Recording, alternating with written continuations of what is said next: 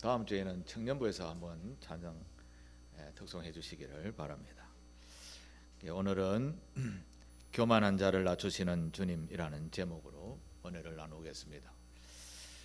잠언서 16장 18절에 보면 교만은 패망의 선봉이요 거만한 마음은 넘어짐의 앞잡이니라 라는 말씀이 있습니다. 교만하면 제일 빨리 멸망한다, 그런 말씀입니다. 이 말씀은 우리가 세상을 살아가는 데 있어서 아주 중요한 교훈입니다. 자기를 다스릴 수 있는 성숙한 성도가 되기 위해서 굉장히 중요한 덕목이라 할 수 있습니다. 겸손하라는 말인 것이죠. 예수님을 닮아가는 제자의 길을 걷는 성도라면 교만하지 않아야 된다. 교만은 나에게 가장 큰 적이다, 이렇게 생각하고 늘 경계하는 그런 마음의 자세를 가져야 된다는 말씀입니다. 그런데 우리가 교만하다 이야기를 하기는 합니다만은, 그런데 딱히 이 교만이 도대체 어디서부터 어디까지가 교만이냐라는 것이 딱 꼬집어서 이야기하기가 좀 어려운 그런 추상적인 의미가 많이 담겨져 있는 것이죠. 그래서 딱히 이거다라고 정의는 하지 못하지만 그러나 일반적으로 이러하다라는 특징을 몇 가지 특징의 요소를 가지고 있습니다. 제가 한 세 가지로 한번 교만은 이렇다라고 한번 정의를 해보겠습니다. 첫 번째, 교만한 사람은 과도한 자부심을 가지고 있다는 것입니다. 화면을 다 넘겨주세요. 교만한 사람은 과도한 자부심을 가지고 있다라는 것입니다. 자기 능력에 대해서, 또 자기가 성취한 성과에 대해서 지나친 자부심을 가지고 있다라는 겁니다. 다시 말해서 자기를 과대평가한다라는 것이죠. 교만한 사람은 자기 자신을 다른 사람보다 훨씬 우월하다, 이렇게 생각을 합니다. 그리고 반대로는 상대방을 굉장히 무시하죠. 심지어 자기를 추종하는 사람이 되라고까지 요구를 합니다. 지나치게 자신을 과시하는 경향을 가진 사람을 교만하다, 그렇게 표현합니다. 두 번째, 교만하다라는 말을 정의해 보면 대체적으로 자기중심적 생각을 가진 사람이라고 하는 겁니다. 자기중심적이다. 모든 일이요, 자기 뜻대로 안 되면 안 해, 이런 사람들입니다. 회의 같은 거 해보면 그런 사람들을 우리가 금방 알 수 있습니다. 회의를 하면 상대방의 의견들을 저 사람은 저렇게 생각하는구나, 이렇게 생각해야 되는데 내하고 의견이 다르면 원수입니다. 저놈이 뭐 저래, 이렇게 하면서 원수같이 여기는 마음을 가지고 있습니다. 절대 상대방의 의견을 들으려 하지 않습니다. 이런 사람이 세상에 꽤 많이 있습니다. 우리도 뭐 자유롭지 못할 거라 생각을 합니다. 이런 사람을 리더로 둔 어느 조직이든지 가면 참 머리 아프겠죠. 독선이 가는 거죠. 독선이. 결과적으로 그렇게 가면 건강한 조직체가, 공동체가 되지 못하는 것입니다. 두 번째, 교만은 절대적 자기중심적 생각을 가진 사람을 교만하다라고 이야기합니다. 세 번째로, 교만한 사람의 특징은 누가 자기가 잘못되었다라고 이렇게 지적을 하거나 비판하면 그야말로 바로 원수로 여기서 공격을 합니다. 우리는 보통 그런 소리를 잘 하지 못하죠.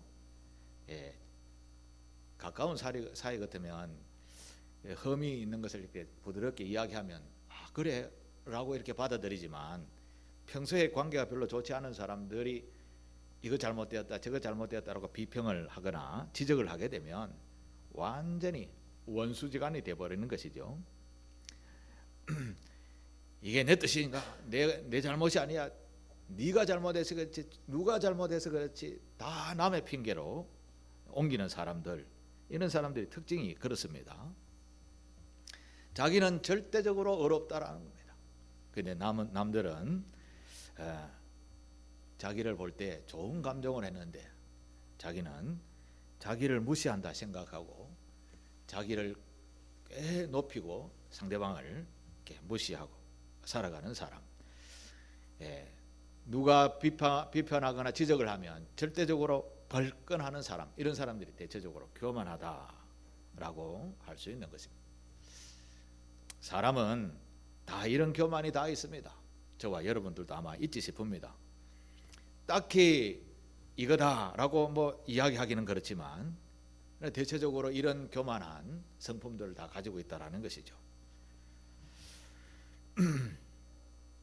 그래서 우리는 특히 예수를 믿는 저와 여러분들은 세상 사람들이 볼 때는 예수 믿는다라고 하면 무조건 착한 사람이다 이렇게 먼저 선제적으로 생각하고 하기 때문에 우리가 조금 잘못된 이야기를 하거나 교만한 이야기를 하거나 내가 이런데 라고 자랑하면 그야말로 교만한 사람으로 찍히게 되는 것이죠. 그래서 특히 성도들은 자기를 낮추는, 교만은 나에게 큰 적이다 라고 생각하며 자기를 성찰하는 그런, 성경은 겸손하면 반대로 높임을 받는다라고 가르쳐 줍니다. 자, 이런 성도들이 다 되시기를 바랍니다. 오늘 우리가 성경 열왕기상 첫 번째 1장을 읽었는데요. 거기에 나오는 인물이 아도니아라는 인물입니다. 이 아도니아가 교만했다라는 이야기를 제가 하고 싶어서 이 본문을 선택했습니다. 이 아도니아는 다윗의 아들입니다. 이제 보여주십시오. 이 다윗의 가족입니다. 다윗의 가족. 다윗에게는 8명의 아내가 있었습니다. 그 당시 문화는 일부 다처제이기 때문에 그들에게는 흠이 없는 그런 모습이었습니다. 그 다윗에게는 이 8명의 아내 중에 아들, 딸들이 여러 명 있었습니다. 오늘 본문에 나오는 아도니아라는 분은 몇 번째인가 하면 하나, 둘, 셋, 넷, 5번째죠.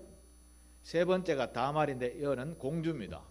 그래서 아들로서는 4번째가 아도니아입니다. 그런데 암논과 길르압과 압살롬은 이미 돌아가셨습니다. 젊은 나이에. 그래서 아도니아가 왕위 계열 순서의 1번인 겁니다. 1번. 그런데 솔로몬은 한참 뒤에 있죠. 엄마가, 아도니아의 엄마가 핫깃이라는 여인이었고 솔로몬의 엄마는 밧세바라는 여인이었습니다. 이제 이 아도니아가 오늘 본문 6절에 보면 아버지 다윗으로부터 어떻게 대우를 받았는가 나옵니다. 6절을 한번 보실까요? 6절. 그는 압살롬 다음에 태어난 자요 용모가 심히 준수한 자라. 그의 아버지가 네가 어찌하여 그리하였느냐 라고 하는 말을 한 번도 하지 않았고 그를 섭섭하게 한 일이 없었더라. 어떻게 자랐다고 합니까? 착하게 자랐어요. 금수저로 자란 겁니다. 금수저로. 한 번도 흠이 징계를 받거나 누구에게 뭐라 그럽니까? 멸시천대를 받거나 이런 것이 없이 굉장히 금수저로 자라왔다. 반대로 말하면 다윗이 굉장히 애조중지했던 애정이 가는 그런 아들이었다. 이런 이야기인 것이죠. 그런데요, 사람의 마음은 10길 물속은 알아도 한길 사람의 마음속은 모른다. 이 아들 아도니아가 아버지의 마음 아는지 모르는지 오늘 본문에 보면 아버지에게 묻도 안 하고 이제 내가 왕이 될 때쯤 되었다라고 생각했는지 자기의 힘이 될 줄 만한 사람들을 모으게 됩니다. 그래서 모아서 아버지의 이 인준도 없이 내가 왕이세라고 선포하는 그런 식이 오늘 우리가 읽었던 본문에 나오는 이야기입니다. 이게 바른 이야기입니까? 그런 이야기입니까? 틀린 이야기죠. 가만히 있으면 어떻게 됩니까? 왕위를 계승할 순번이 1번인데 무슨 특별한 일이 없는 한에는 자기에게 왕이 돌아오게 되는 겁니다. 그런데 아도니아는 그걸 참지 못하고 미리 앞섭니다. 미리. 그래 내가 아버지에게 알리지 않았지만 내가 이렇게 힘을 가지고 있고 아버지의 장군들, 제사장들 내가 다 수하로 이렇게 다 모았으니 야 이제는 누가 아버지라도 해도 나에게 이래라 저래라 하지 못할 것이다 라고 하면서 모여서 왕이 되었음에 라고 선포를 하고 있는 것이죠. 그런데 이 이야기가 아버지 다윗에게 들리게 되었습니다. 다윗은 개인적으로 하나님으로부터 솔로몬을 왕으로 세우라는 계시를 받았지만 솔로몬을 저 밑에 있는 어린 솔로몬을 왕으로 세운다 이 명분이 별로 없는 겁니다. 왕위 계열 순서에서 한참 밀리는 솔로몬을 왕으로 세우세라고 하면 갑자기 세울 수는 없는 거죠. 그러면 다른 형제들은 가만히 있겠습니까? 신하들조차도 이것을 동의하고 해명하는데 한참 애를 먹을 것입니다. 그런데 아도니아가 자발적으로 내가 왕일세 하는 것이 오히려 닭 쫓던 게 지붕 쳐다본다 라는 우리 속담이 있는 것처럼 아도니아가 자기가 만든 떡을 솔로몬에게 가져갑세 주게 된 명분을 주게 된 것입니다. 이 이야기가 아도니아에게 그 교만한 마음 때문에 일어나게 된 것입니다. 가만히 있으면 아버지 다윗도 이거 함부로 하지 못하는 그런 일이었던 것이죠. 만약에 아도니아가 아버지가 나에게 와서 네가 왕이 되지 않고 솔로몬에게 왕위를 물어줄 테니까 이래 해라 저래 해라 유언을 할 정도까지 기다렸다면 아마 우리말로 하면 왕의 아들은 왕자인데 대군이라고 하죠. 왕이 아니면 대군으로서 평생 대우를 받으면서 편안하게 살 수 있었을 것입니다. 많은 내가 왕이 먼저 되어야지라는 교만한 마음이 들어오고 나서 그 편안함이고 장수고 뭐고 다 한 번에 날아가게 된 것입니다. 이것은 아도니아의 성급한 교만함이 그와 그를 추종하는 모든 사람들을 실각하게 하는 종말을 초래하는 일을 만들게 된 것입니다. 그의 인생의 최대의 적이 바로 교만이었던 것이지요. 교만. 하나님께서 성서를 통해서 이것은 절대 하면 안 돼라는 두 가지가 있습니다. 첫 번째는 나 외에 다른 신을 두지 말라라고 하는 우상 숭배는 절대 안 돼. 그 다음에 아담과 하와에게 하지 마라 한 거 딱 한 게 있죠. 무엇입니까? 무슨 말인지 제가 못 알아들었습니다. 선악과를 따먹지 마라 하셨습니다. 선악과를 따먹지 말라는 말은 죄를 짓지 말라라는 뜻입니다. 이 선악이라는 선을 넘어서지 마라고 했는데 넘어서게 되었습니다. 그 이스라엘 백성들이 우상을 숭배했더니 어떤 일이 일어났는가 하면 외국이 쳐들어와서 노예가 되어버립니다. 노예. 나라가 멸망을 해버려요. 우상 숭배하면 나라가 멸망하는구나. 선악과를 따먹으면 에덴 동산에서 쫓겨나는구나. 이걸 알아야 되는 것이죠. 하나님께서 성경을 통해서 두 가지를 크게 우리에게 하지 마라 라고 강조합니다. 하나는 우상 숭배요, 하나는 죄를 범하지 마라.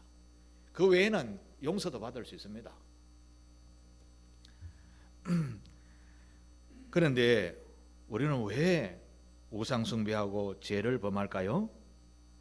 그것은요, 우리의 마음속에 어디에 있는지 모르지만 우리의 마음속에 스물스물 나오는 교만함이 있다라는 겁니다. 교만함이.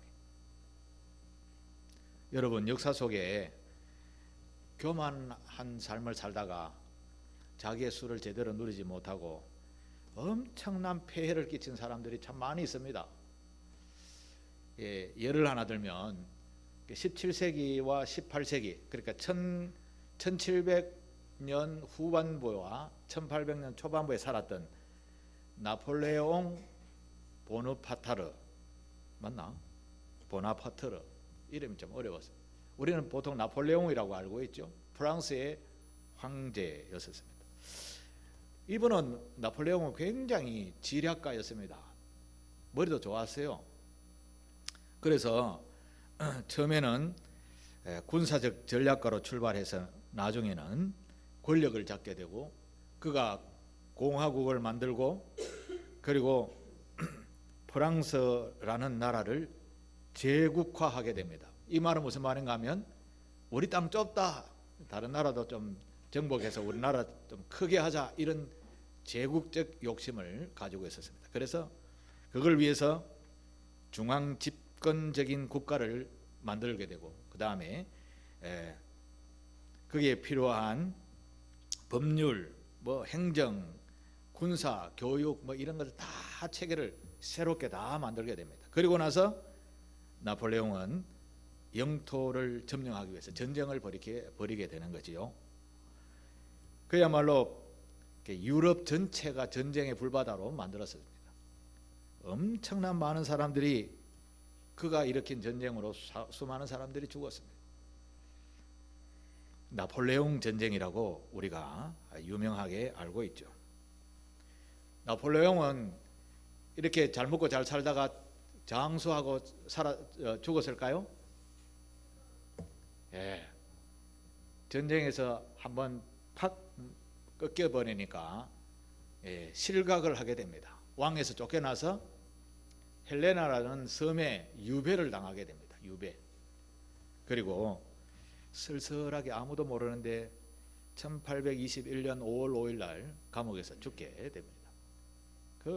그 기라성 같은 그 권력을 허무하게 소멸하고 엄청난 많은 사람들에게 피해를 주는 그런 전쟁을 일으켰던 분, 나폴레옹입니다. 그를 가만히 생각하면 그에게 들어와 있는 것이 뭐냐 하면, 자신을 과신하는 교만함이 가득했던 인물입니다.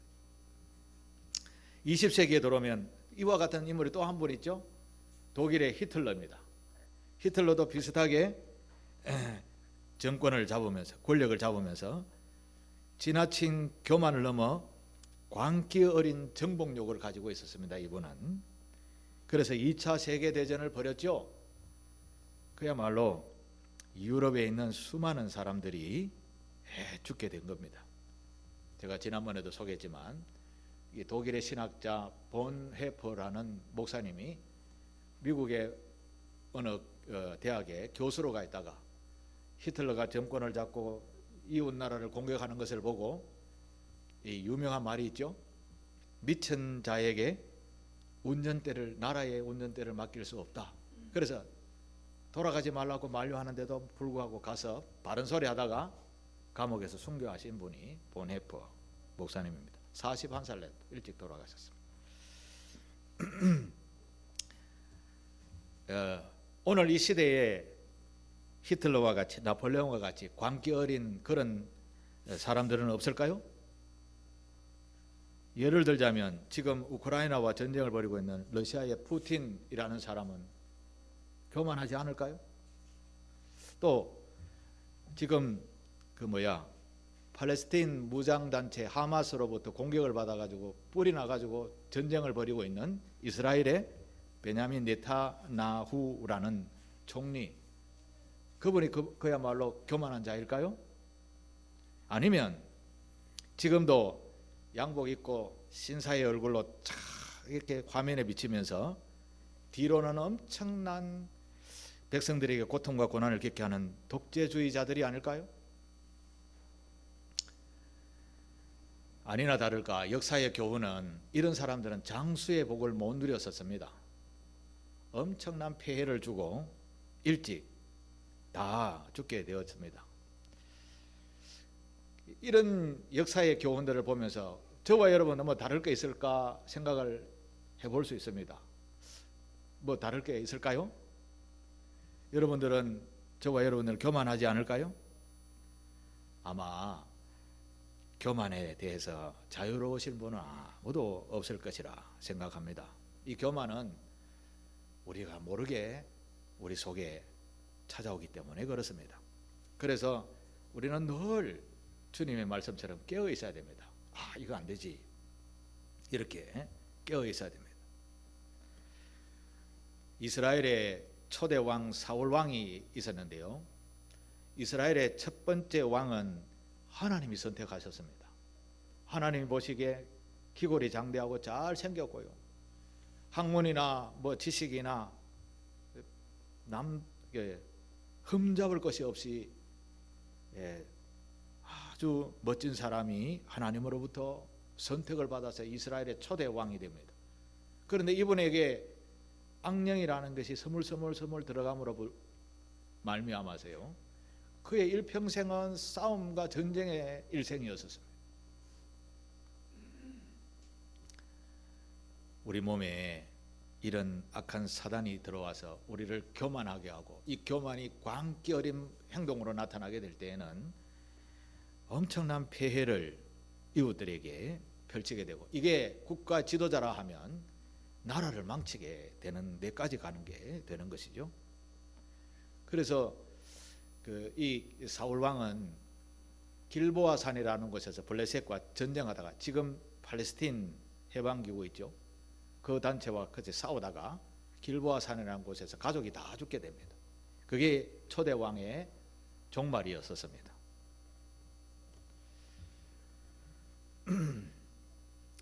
솔로몬이, 열왕기상은 솔로몬의 이야기죠. 솔로몬이 통치하는 동안에는 전쟁이 없었을까요? 그런데 솔로몬이 통치할 때에는 전쟁이 아니라 그냥 와서 엎드려서 조공 바칠게요 했던 나라였습니다. 왜 그랬을까요? 솔로몬이, 제가 말씀 주제로, 교만하지 않았기 때문에 그렇습니다. 하나님께서 교만하지 않은 자에게 복을 주시는데, 그의 후광에 엄청난 하나님의 영광을, 저분은 우리가 대적하지 못하는 분이야, 이렇게 모든 사람들이 볼 정도로 높여주니까 자동적으로 전쟁이 아니라 우리를 다스려 주시옵소서, 이렇게 조공 들고 찾아오는 거죠. 그래서 이집트부터 시작해서 지금의 터키 지방의 유프라테스 강까지 온 나라를 통치했던 때가 솔로몬이었습니다. 중요한 것은 부귀영화는 바로 하나님으로부터 솔로몬에게 주어졌기 때문이었습니다.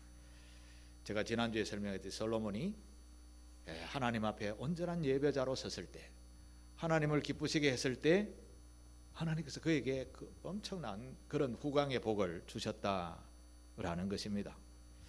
우리도 하나님을 기쁘시게 해보십시오.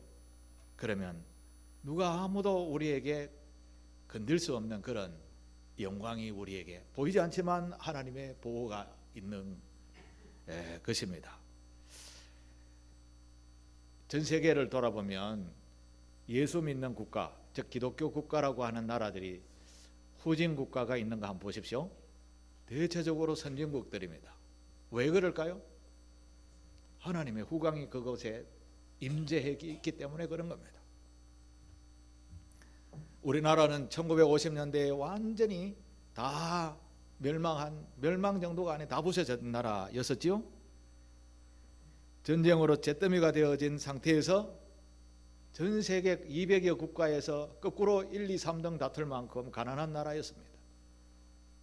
그런데 70년 지나서 선진국 지위를 얻게 되었습니다. 이거 하나님께서 우리에게 은혜를 주셨지 반론할 분 계십니까? 하나님께서 우리에게 우리 믿음의 선배들의 그렇게 하나님을 예배하고 사랑했더니 주님이 주신 복인 것이지요. 교만하지 아니하고 하나님의 말씀을 순종하고 그를 경외하게 되면 이런 복이 우리 보이지 않지만 우리에게 후광이 되어 주신 하나님께서 복을 엄청나게 부어 주신다라는 것입니다. 그런데 중요한 것은 그 지금 후광이 서서히 옅어지고 있다라는 겁니다. 다시 말해서 한국 교회와 저와 여러분들의 신앙이 점점 무뎌져 가고 있다라는 것이죠. 그것이 심각한 문제인 것입니다. 심각한 문제. 그런데도 하나님은 언제까지 붙들고 계시는 줄 아십니까? 그 이야기가 구약성서 호세아에 보면 잘 표현되어져 있습니다. 기원전 7세기 BC 7세기에 보면 북이스라엘의 수도 사마리아라는 도시에 호세아라는 선지자가 살았습니다. 하나님께서 어느 날 호세아에게 찾아오셔서 얘야 저기 가면 고멜이라는 여인이 있는데 네 아내다. 가서 결혼해라. 그렇게 이야기를 합니다. 이 고멜이라는 여인은 창기였습니다. 성경은 그가 음녀였다라고 표현하는 행실이 단정치 못한 여인이었습니다. 그런데 선지자가 배필로 짝지워진 하나님 배필로 짝지워진 분이 바로 그 여인 고멜이었습니다. 그래서 순종하면 또 두 번째로 가라면 서러워하는 호세아가 예 알겠습니다 라고 해서 결혼을 했습니다. 그래서 이남 일녀 유복한 자녀를 낳게 됩니다. 장남 이스르엘, 딸 로루하마, 그 다음에 둘째 아들 로암미라는 이남 일녀를 낳게 되죠. 행복하게 사는가 싶었는데 어느 날 고멜이 집을 나가버리게 됩니다. 어디로 갔을까요? 음행을 입삼으로 또 요즘 말하면 나이트클럽 간 겁니다. 그때마다 호시아는 아내를 찾으러 갑니다. 가서 몸값을 지불하고 다시 집으로 돌아와서 가정을 이루어 또 행복하게 살게 되었습니다. 이게 한두 번이 아니었습니다. 호세아서가 이야기하는 내용이 뭐냐 하면 호세아는 하나님이고 고멜은 점점 무뎌져 가는 이 세대 우리의 모습이라는 것입니다. 우리는 늘 하나님을 멀리하려고 자꾸 도망갑니다. 세상의 연락을 위해서 자꾸 도망갑니다. 우상 숭배하고 죄를 쫓아갑니다. 그런데 하나님은 호세아 선지자처럼 야 이놈아 어디 가노? 사랑하는 아들아 사랑하는 아내야 하며 와서 값을 다 치르고 사고 친 값을 다 치르고 또 데리고 오고 또 데리고 오고 이게 하나님의 사랑이라는 거죠. 호세아 7장 10절에 보면 이렇게 말씀합니다.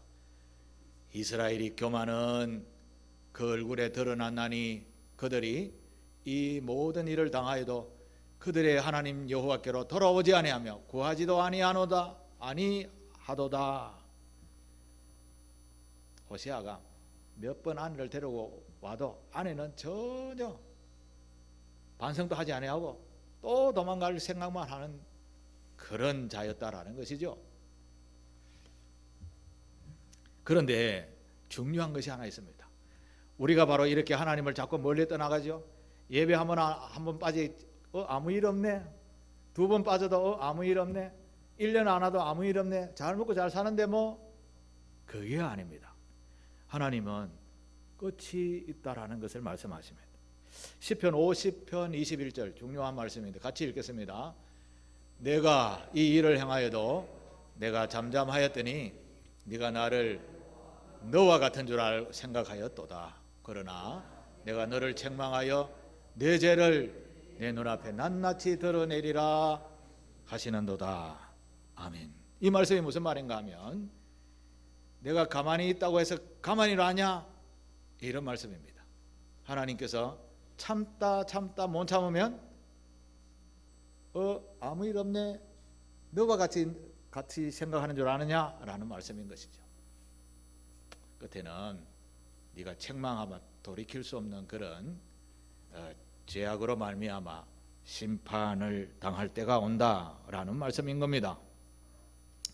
오늘 우리가 살아가는 이 세대는 점점 하나님을 멀리하고 있습니다. 이 나라도 그렇습니다. 공의와 정직이 바로 세워져야 할 나라에 거짓된 것이 정직한 자리에 서 있는 이 나라의 모습이 아닙니까? 범법자들이 선거에 당선이 되어졌는데 그걸 국민들이 찍어준다라는 거죠. 그러면 이게 공의와 정의를 바로 세우는 나라입니까? 백성들이 그만큼 많이 무뎌졌다라는 것이죠.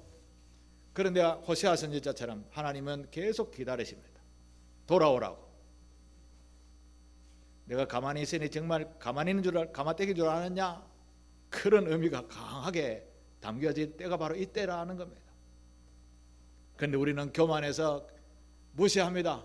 하나님이 어디 있냐 보여봐라 라고 이야기하는 것이죠. 우리가 죄를 지어도요 아무런 일이 일어나지 않으니까 괜찮다라고 하면서 여호와 하나님께 돌아가지 아니하면 그야말로 우리가 해결할 수 없는 심판의 때가 반드시 있다라는 것이 성경의 교훈입니다. 일반 인류 역사에도 바로 그런 교훈이 많이 담겨져 있잖아요. 교만은 하나님의 심판을 불러오는구나 라는 것을 저와 여러분들이 깊이 헤아려 아시게 되기를 바랍니다.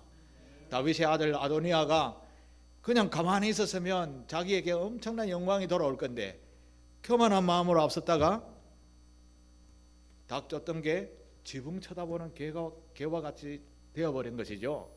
우리 속담에 보면 참 의미가 있는 게 많습니다. 그죠?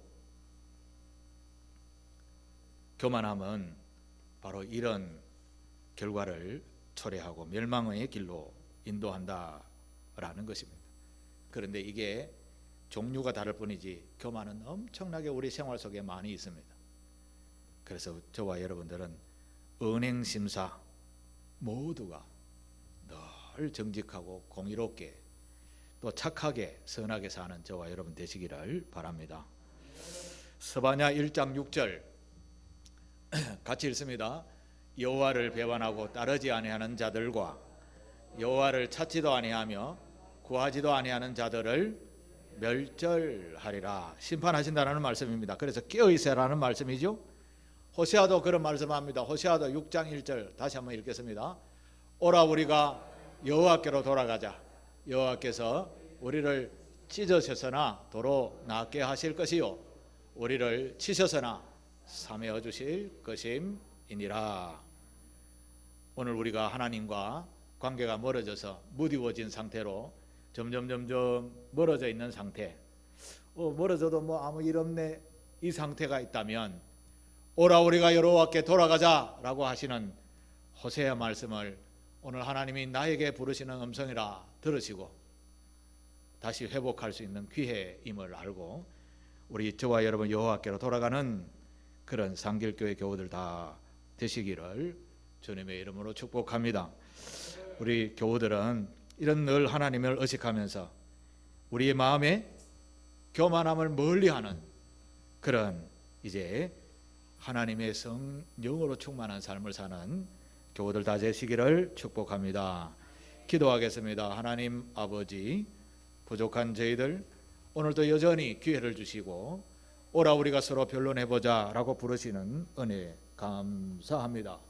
여호와께로 돌아가고자 다짐하는 교우들에게 주여 자비를 베푸시고 여호와 하나님의 놀라운 은혜 속에 계속해서 영광 돌리며 살아가는 복을 누리는 우리 교우들 다 되게 하옵소서. 교만은 멸망의 제일 먼저다라는 것을 잊지 않고 경계하며 살아가는 우리 교우들 되기를 소망하오며 예수님의 이름으로 기도하옵나이다. 아멘.